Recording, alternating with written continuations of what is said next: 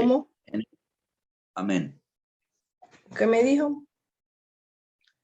No, sobre grabar, que es importante para por lo menos nuestra hermana Marjorie, que la pueda ver después. Sí. Jueces 6, 23.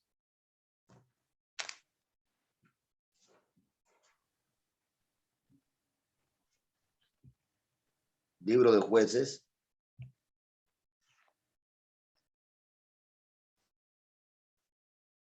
Capítulo 6.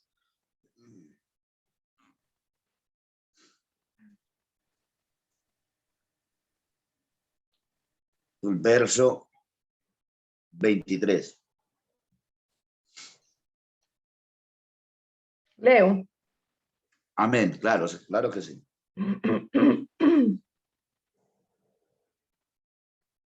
Pero Jehová le dijo, paz a ti, no tengas temor, no morirás. Y edificó allí Gedeón altar a Jehová, y lo llamó Jehová Salón, el cual permanece hasta hoy en Ofra de los Abietzeritas. Hasta ahí, solamente un versículo. Okay. 23. Pero Jehová le dijo, paz a ti, no morirás. No tengas temor, no morirás. No tengas temor, no morirás. Vamos a hablar hoy en un tema que es importante. No te rindas. Amén. Sobre eso vamos a hablar. No rendirse. Ahora, ¿por qué? Porque nosotros los seres humanos somos muy dados a rendirnos en nuestros proyectos. Cuando las cosas no nos salen como nosotros queremos que no salgan. No sé, hermana Claudia o hermana que me escucha, si a usted le ha pasado eso. Claro. A usted de las personas que es como la hormiguita. Es que las hormigas, ellas preparan su comida, pase lo que pase. E incluso si alguien las mata a todos, ellas siguen, buscan camino y siguen para adelante. Amén. Nosotros no somos así. A veces en el primer intento algunos se rinden, otros en el segundo, otros en el tercero. Usted, hermana Claudia, ¿a los cuántos intentos frecuentemente se rinde? Ay, al primero, al segundo y al tercero. Depende. Hay cosas que no me rindo nunca. Hay cosas que no se rinden nunca, pero hay cosas que sí se rinden. Sí. Es muy normal de nosotros los seres humanos. ¿Ve? No puedo más. Pienso que no voy a salir adelante. Creo que nací para vivir de la manera que estoy viviendo.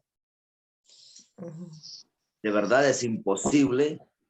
Y esas son las palabras que frecuentemente inundan la mente y el corazón de nosotros. Cuando vuelvo y le digo, las cosas no nos salen como nosotros las planeamos. Y es que nosotros como seres humanos planeamos cosas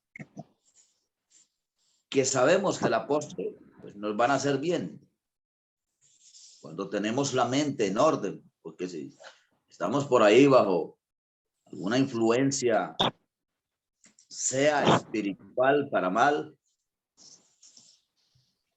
o sea, bajo el efecto de algún narcótico, pues la gente toma decisiones no acordes, diferentes. Pero mientras que estemos nosotros en nuestro juicio cabal, nos gusta tomar decisiones para que nos vaya bien. Amén. Amén. Amén. Entonces, el mensaje que quiere darnos nuestro Señor Jesucristo hoy es que no nos rindamos. A pesar de las situaciones que estemos pasando, aunque quizá creamos que lo que queremos, lo que anhelamos, parece que no lo fuésemos a alcanzar nunca. Pero sí lo vamos a alcanzar siempre y cuando nuestros anhelos estén anclados a la voluntad de Dios. Ahora, cuando viene el fracaso a nosotros, cuando vuelvo y le digo las cosas no nos salen bien, pues eso quita la paz que hay en nosotros. Nos vemos inquietos, inseguros. No sé si a usted le ha pasado eso. pero eso a veces me pasa a mí. Y como pastor que he tenido que dar consejería, frecuentemente le pasa a muchas personas en la iglesia. Ese tipo de situaciones logran quitarnos la paz. Logra quitarnos eso maravilloso que Dios ha puesto en nosotros, que es la confianza en Él. ¿Por qué sucede eso? Porque a veces nuestra fe está basada no en la palabra de Dios, sino en nuestras emociones. Cuando la fe de un cristiano no se basa enteramente en la palabra del Señor, sino que está basada en sus frecuentes emociones, llámese místicas, religiosas, cualquier situación, cualquier problema, logra quitar esa paz de esas vidas. Por eso, mire, hermana, el año pasado estuve viendo yo un estudio acerca de pastores y líderes que tomaron la decisión de suicidarse. Líderes, pastores reconocidos, se suicidaron. Ahora, una persona que tiene calma y que está en paz con Dios y consigo misma podrá tomar una decisión tan cruel como es quitarse la vida. ¿Qué dice usted, hermana Claudia, hermana que también nos escucha? Absolutamente no. ¿Por qué una persona llega a ese punto de quiebre, podemos decirlo así?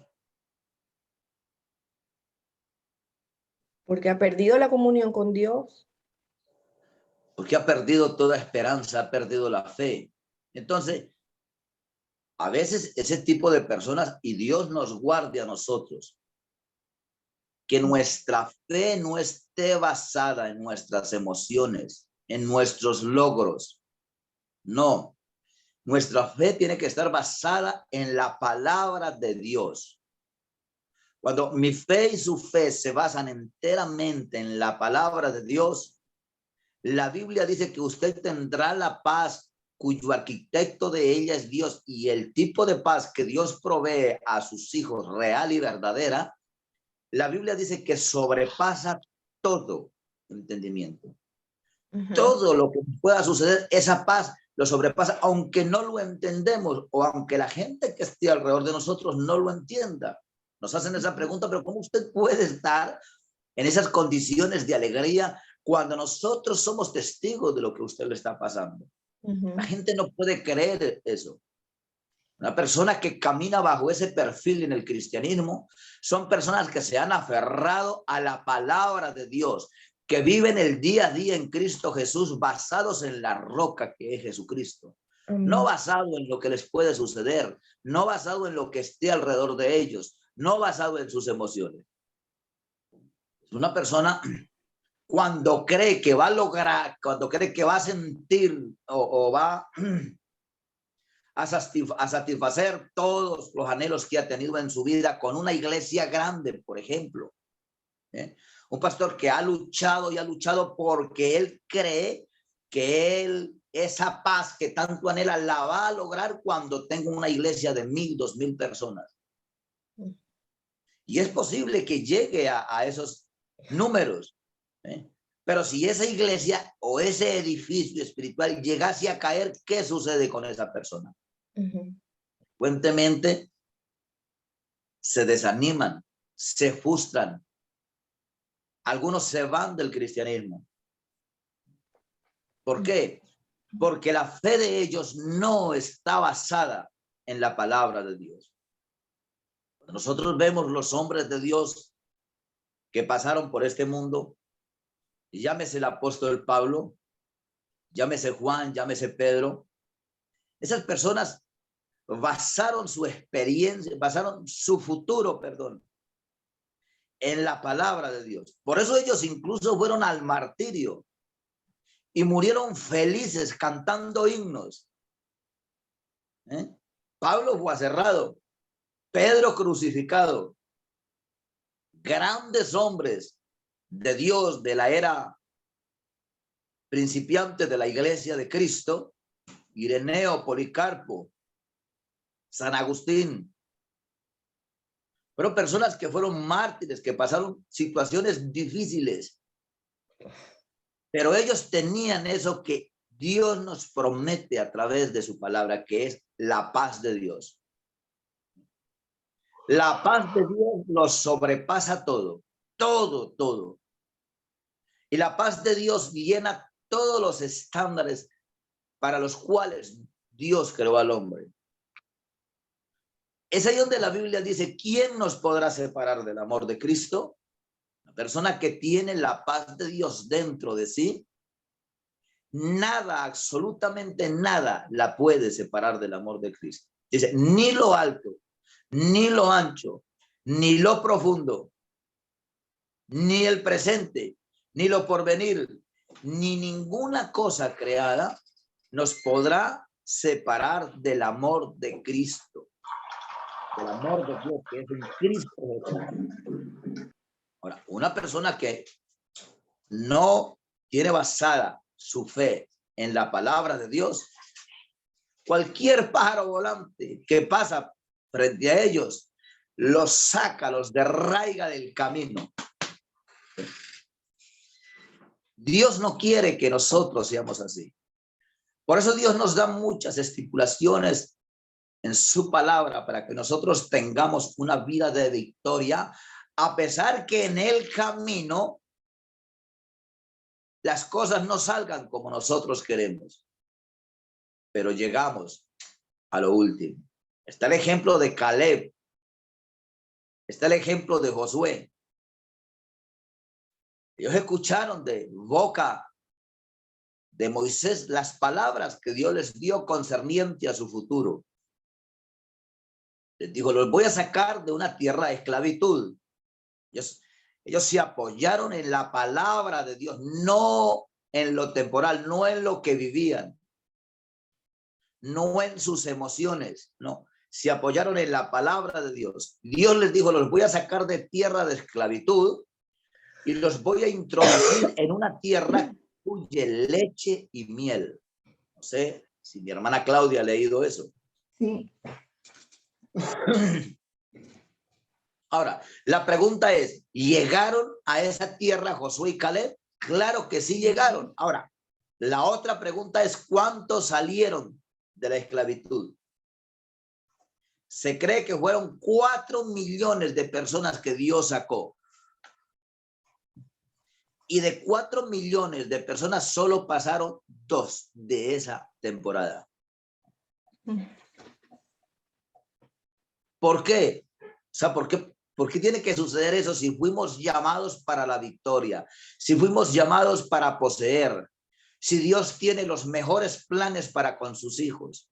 Porque yo sé lo que tengo acerca de ustedes, pensamientos de paz y no de mal. Para darles a ustedes lo que ustedes anhelan. ¿Pero por qué suele suceder eso? Porque nuestra fe no está basada en la palabra de nuestro Dios. Incluso muchas veces nuestra fe está fundamentada en el testimonio de alguien, en lo grande que es la iglesia, en las cosas que suceden ahí, en lo bueno que es el pastor, en la forma maravillosa como se guían la estructura eclesiástica. Pero el día que eso se caiga, si mi fe está basada ahí, pues yo me voy a caer en conjunto con el edificio. Pero si mi fe está basada en la palabra de Dios, pase lo que pase, vamos a llegar a la meta. Vamos a llegar al final. Vamos a estar en la tierra que Dios nos ha prometido. Eso fue lo que le sucedió a Josué y a Caleb. Josué y Caleb no fue que no pasaron por el desierto. Ellos pasaron por el desierto igual a los demás que se quedaron en el desierto, que murieron en el intento. Era igual. La diferencia es que Josué y Caleb confiaron en la palabra que Dios les habló a través de Moisés. Y eso los ayudó a avanzar, a seguir adelante y a llegar a la meta en los momentos más difíciles. Tuvieron las fuerzas para seguir adelante. Ellos no se dejaron guiar por las emociones. Fue diferente la situación. El pueblo de Israel, tenemos hambre. Criticaban frecuentemente a su líder y el Señor les daba carne hasta que se les salía por las narices. Tenemos sed. Les daba agua. Oh, ese fastidio con ese sol. Les ponía una sombra. Oh, la oscuridad, qué peligro en el desierto. Les colocaba una columna de humo para que los alumbrase y los guiase. Con todo y eso, ¿terminaron en dónde? En el desierto. En el desierto. En el desierto. Ahí terminaron. Josué y Caleb, ellos habían creído que si Dios los había sacado y les había dado una promesa, aunque no hubiesen columnas de humo, aunque no hubiese carne a la vista, aunque quizá no hubiese sed, ellos sabían que si Dios les había dicho que los iba a llevar a la tierra prometida, ellos sabían que iban a llegar. Nunca se escucha una queja de Caleb, ni nunca se escucha una queja de Josué, y tampoco de Moisés. Porque Moisés, por una rabia, no pudo entrar a la tierra prometida. Pero sí lo hicieron Josué y Caleb. Ellos no se rindieron. Dios nos llama a nosotros a no rendirnos, por difícil que sea la situación. Usted se preguntará, ¿pero qué tiene que ver eso con la palabra que usted leyó? Claro, tiene que ver mucho porque hoy vamos a hablar de un personaje que es muy popular y conocido en el cristianismo, un personaje llamado Gedeón. Un hombre que Dios usó grandemente, con grandes proezas. Un tremendo hombre de Dios, un hombre de fe. De hecho, él es puesto en la catedral de los grandes hombres de Dios. Pero era un hombre común y corriente, como nosotros. Él era un hombre que dudaba, como usted duda y como yo dudo. Él era un hombre que no tragaba entero. Pero él era un hombre que confiaba en las palabras que Dios le había dado. Él era un hombre que no se rendía. Aunque había cosas que no entendía, él no se rendía. Posible que la palabra que Dios le había dado a Moisés acerca de que Dios le iba a dar la victoria siempre a su pueblo, en sentido figurado, anclado a la voluntad de Dios, se iban a cumplir. La Biblia narra la historia de los tiempos de Gedeón. Sí. Pero los hijos de Israel volvieron a hacer lo malo. Eso dice. Por lo tanto, Dios los entregó a los madianitas. ¿Los entregó a quién? Los madianitas. A los madianitas. ¿Eso en dónde consigo eso? Pues ahí mismo en el capítulo 6, el verso 1 dice, los hijos de Israel hicieron lo malo ante los ojos de Jehová. Y Jehová los entregó en manos de Madián por 7 largos años.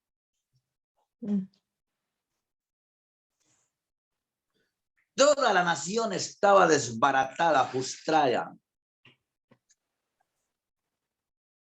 Toda la nación estaba sufriendo el acoso del enemigo. Toda la nación estaba siendo robada por Satanás. Pero solo había un solo hombre que no estaba dispuesto a entregar el fruto de su trabajo a Madián. Aunque todo giraba en contra de él, aunque había una nube, aunque parecía que ya no había nada que hacer, aunque todo era tan oscuro, pero él tomó la decisión de no entregar el fruto de su trabajo a Madián. Él hizo un diseño para que lo que él hacía no cayera en manos del enemigo. Eso es lo que Dios quiere con nosotros. Wow, yo no sabía eso. Eso es lo que Dios quiere con usted y conmigo. La Biblia dice que la mano de Madián prevaleció contra Israel. Y déjeme decirle, Gedeón era parte del pueblo de Israel. Y los hijos de Israel, por causa de los madianitas, se hicieron cuevas en los montes y cavernas y lugares fortificados. Porque sucedía que cuando Israel sembraba, subían los madianitas y los amalecitas y los hijos del oriente contra ellos, subían y los atacaban. Y acampando contra el pueblo de Dios, destruían los frutos de la tierra hasta llegar a Gaza. Y no dejaban que comer en Israel ni ovejas, ni huellas, ni asnos. Estaba pasando una situación muy terrible, muy caótica. Quizás nosotros nunca vamos a pasar una situación como la que pasó este pueblo. Sin embargo, a veces nos quejamos más que los israelitas. Porque ellos subían con sus ganados y venían con sus tiendas en grandes multitudes como langostas. Ellos y sus camellos. Eran innumerables y así venían a la tierra para devastarla. Y mire qué cosa tremenda lo que dice el 6. De este modo, empobrecía a Israel en gran manera por causa de Madián, y los hijos de Israel clamaron a Dios. Ahora, había uno que no empobrecía. ¿Quién era? Gedeón. Gedeón. ¿Por qué? ¿Cómo? Los bienes de Gedeón no estaban en las manos de los madianitas. Y Dios estaba observando esa situación. Ahora, la pregunta es, ¿por qué Dios permitió eso? Pastor, pero ¿dónde dice que los bienes de Gedeón no estaban, o sea, que él no estaba empobrecido? No, tranquila que ya voy para allá. Esa es la pregunta que uno se puede hacer. ¿Por qué Dios permitió eso? En cierto punto Dios lo permitió, pero el que comenzó el problema no fue Dios, fue el pueblo de Israel. ¿Qué fue lo que hizo? La Biblia dice que volvieron a hacer lo malo. ¿Por qué volvieron a hacer lo malo? Porque cuando uno no conocía a Cristo, uno era malo, hacía cosas muy malas. Pero cuando uno decide venir a Dios, uno es sacado de la tierra de Egipto, de esclavitud, donde Faraón nos tenía esclavizados. Y mucha gente, cuando se ven mal, toman actitudes terribles, funestas, decisiones que no deberían de tomar nunca. Y es volver al perfil de vida que tenían antes de conocer a Cristo. Precisamente eso hace que Satanás tome derecho sobre todo lo que ellos tienen y empiece a causar desgracias, ruinas, miserias. Ahí estaba ese pueblo. Bueno, tomó una gran decisión que fue clamar a Dios. La decisión que si usted cree que se encuentra en esta situación, pues lo que debe hacer es clamar a Dios. Ahora, nuestra hermana le dice, pero ¿cómo los bienes de Gedeón no estaban en manos de Madián? Bueno, ahí, para allá vamos.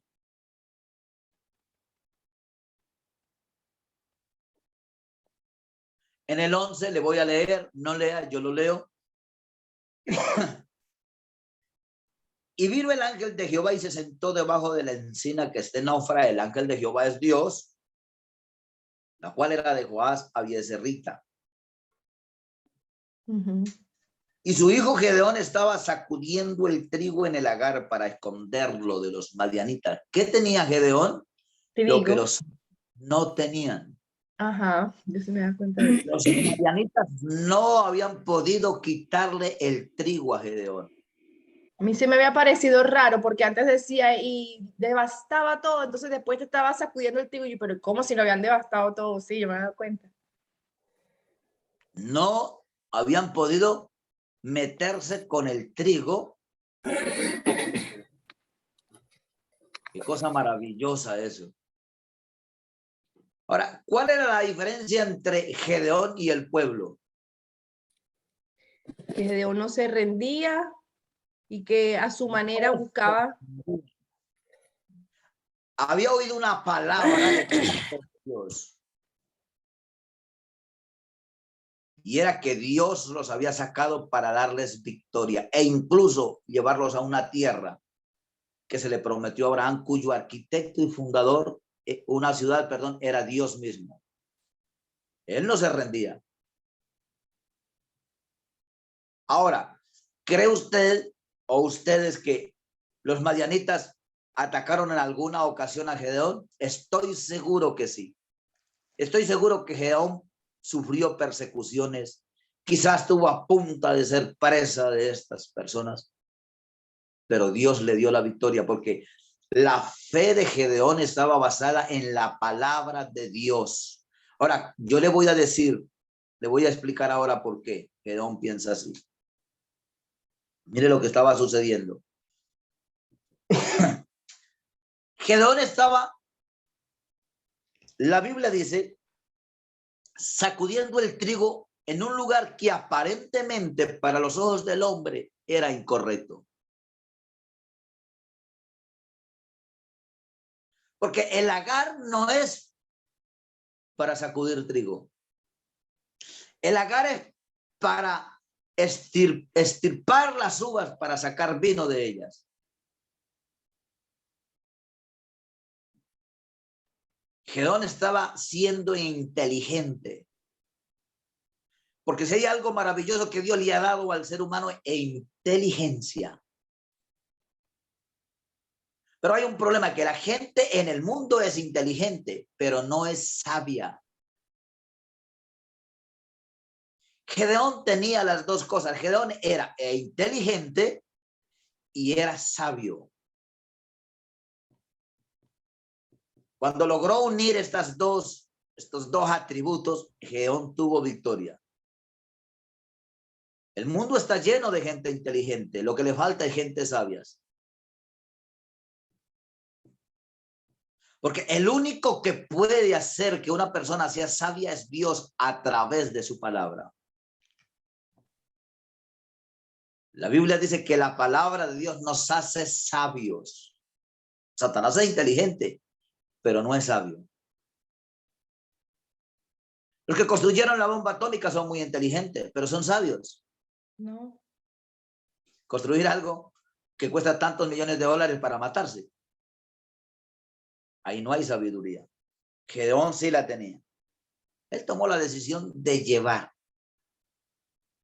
ese trigo al lugar que para los ojos del hombre era el lugar equivocado, pero ahí logró sobrellevar ese ataque. Ahí de esa manera logró la victoria. Logró esconder ese producto tan valioso de los ojos de Madián. ¿Por qué? Mire lo que dice la Biblia. El ángel del Señor, para esconderlo de los madianitas, él no estaba dispuesto a entregarle ni un milímetro de lo que Dios le había dado al enemigo. Usted puede decir conmigo, yo estoy dispuesta. Yo estoy dispuesta a esconder de los ojos de Satanás todo lo que Dios me ha dado. Todo lo que Dios me ha dado. Poder sobre mis finanzas. ¿Cómo? No tiene el poder sobre mis finanzas. No tiene el poder sobre mis finanzas. Sobre mi familia. Sobre mi familia. Sobre mi vida. Sobre mi vida. Hoy me levanto como Gedeón. Hoy me levanto como Gedeón. Quizá hay turbulencia. Y si hay turbulencia. Quizá hay turbulencia. Quizá hay turbulencia. Yo seguiré firme. Yo seguiré firme. No me voy a rendir. No me voy a rendir. Porque Dios está conmigo. Porque Dios está conmigo. Bueno es Dios. Bueno es Dios. Y creo en su palabra. Pero mira lo que sucede. Gedeón era tan ser humano como nosotros. Y ahí es donde yo creo que él se ancla en su palabra. Tenía dudas, ok, pero esperaba en ella.